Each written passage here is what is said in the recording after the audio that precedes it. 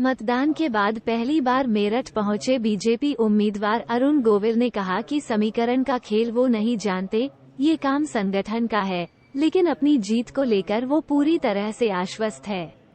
वहीं अरुण गोविल मीडिया के सवालों से उखड़े उखड़े दिखाई दिए।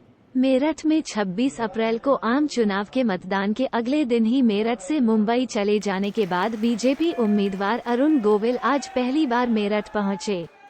पार्टी के क्षेत्रीय कार्यालय पर उन्होंने पार्टी के नेताओं और पदाधिकारियों के साथ बैठक की।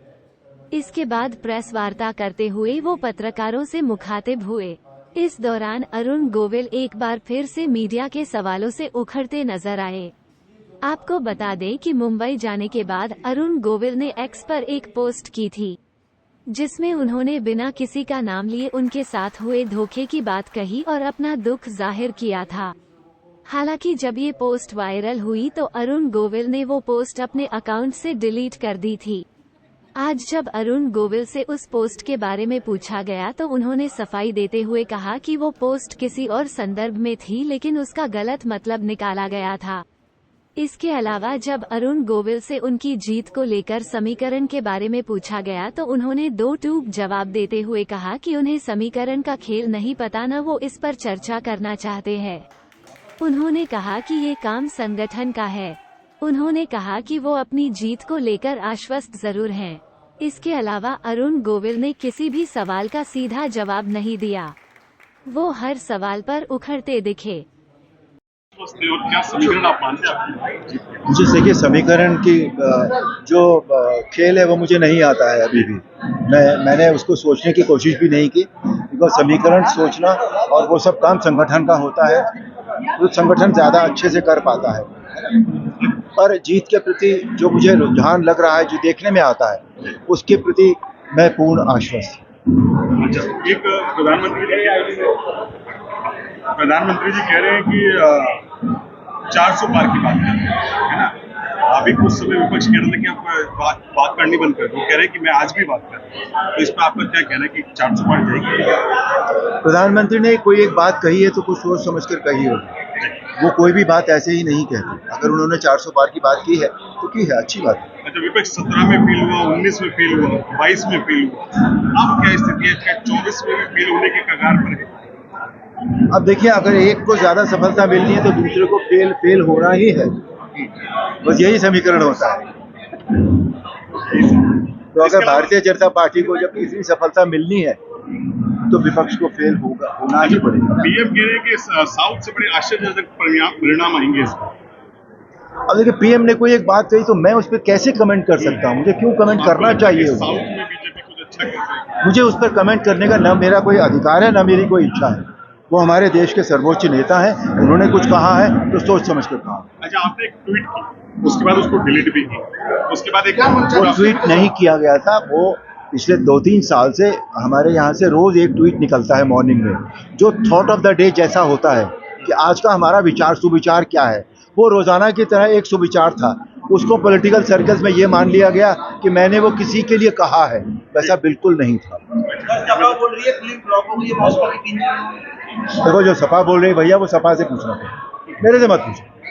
मेरे बारे में पूछ लो जो क्या पूछना है। सर, आप नेक्स्ट से चले गए थे, आप के बारे में पूछ रहे हैं। आप नेक्स्ट से यहाँ से चले गए थे पुलिस होते, उस समय तो कार्यकर्ताओं को धन्यवाद नहीं करा। आज आप दोबारा लौटे हैं लगभग महीने भर बाद। ऐसा सुनिए नहीं, आपको अगले दिन जाना पड़ता।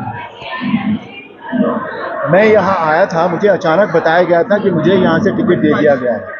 कोई आदमी जब कहीं काम कर रहा होता है, उसके कितने काम छूटे होते हैं, पहले तो ये बताइए आप। छूटे होते हैं कि नहीं होते? उनको पूरा ना करूं। अगर मेरी आदत ये पड़ गई कि मैंने पहले लिए हुए काम पूरे नहीं किए तो मैं आगे भी जिंदगी भर ऐसा ही करता रहूंगा। मैं उस बात को अपनी आदत नहीं बनाना चाहता। मैंने अगर किसी को कोई काम कमिट किया है तो मैं उसे जरूर पूरा करूँ। इसलिए मैं इनको जवाब दे दूं ना, इसलिए मैं उस दिन चला गया था, ठीक है। और आज मैं अब आया हूं। और दूसरी बात, मुझे अपने क्षेत्र में भी मेरी पार्टी का निर्देश आया था कि मुझे मुंबई में भी जाके काम करना है, इसलिए मुझे इमीडिएटली वहां जाना पड़ा दोनों काम। अरुण गोविल जी क्या भाजपा के लिए प्रचार करते हुए दिखेंगे? काहे नहीं दिखेंगे भैया, जरूर दिखेंगे। कहाँ जाएंगे? कोई आदेश आया? कोई आदेश आया अभी पार्टी का? कहाँ? दिल्ली में है, बेंगलोर में है, अपना बंगाल में है, चंडीगढ़ में है, आज बिहार के लिए डिमांड आई है। बंगाल जाइए कितने अच्छा, करीब 1.5 महीना हो गया आपको मेरठ से रूबरू होते हुए। अब दो लोग अगर एक साथ पूछेंगे तो मुझे मेरे कान में कुछ नहीं सर जाता। बंगाल एक आप करके आप कह रहे हैं बंगाल आप जाएंगे, वहाँ रामनवमी की सुबह से टकराव होता है, कितने उत्सुक है वहाँ पे जाने के लिए, क्या क्या संदेश रहेगा लोगों को वहाँ पे? संदेश तो हमारे यहाँ दो ही है ना इस समय। प्रगति है हमारे देश की, समझे ना, और राम राज्य की बात है, तो ये दोनों संदेश होंगे। Is as simple as that. अच्छा, आप काम की बात कर रहे हैं, मेरठ से रूबरू होते हुए आपको 1.5-2 महीना हो गया है। ऐसे कौन से आपने कामों की लिस्ट बनाई अगर आप संसद बने? अभी मैंने कोई लिस्ट नहीं बनाई है भैया, ना, बिल्कुल मैंने कोई लिस्ट नहीं बनाई है। 4 तारीख हो जाने दीजिए। अभी तो मैं सिर्फ लोगों से मिल रहा हूँ, उनसे जनसंपर्क कर रहा हूँ, मैं उन्हें जानने की कोशिश कर रहा हूँ, वो मुझे जानने की कोशिश कर रहे हैं, तो थोड़ा बहुत वक्त इसमें लग जाने दीजिए, कोई फ़र्क नहीं पड़ता है। 10 दिन बाद या 15 दिन बाद रिजल्ट आ जाएगा। जब रिजल्ट आ जाएगा तब हम एक हमारे अधिकार क्षेत्र में आ जाती है वो बात, हमारे कार्य क्षेत्र पक्का हो जाता है कि हाँ अब हमें ये काम करना है, फिर उसमें जुटेंगे हम। मेरठ की जनता ने कुछ कहा हुआ कि साहब ये काम हमारा? मेरठ की जनता ने मेरे से कोई डिमांड नहीं की अभी तक भी। अच्छा, ये सब इस बात के साक्षी हैं, ये जितने हमारे सीनियर्स खड़े हैं, ये सब इस बात के साक्षी। आज तक कोई डिमांड उन्होंने मेरे से नहीं की। चलिए।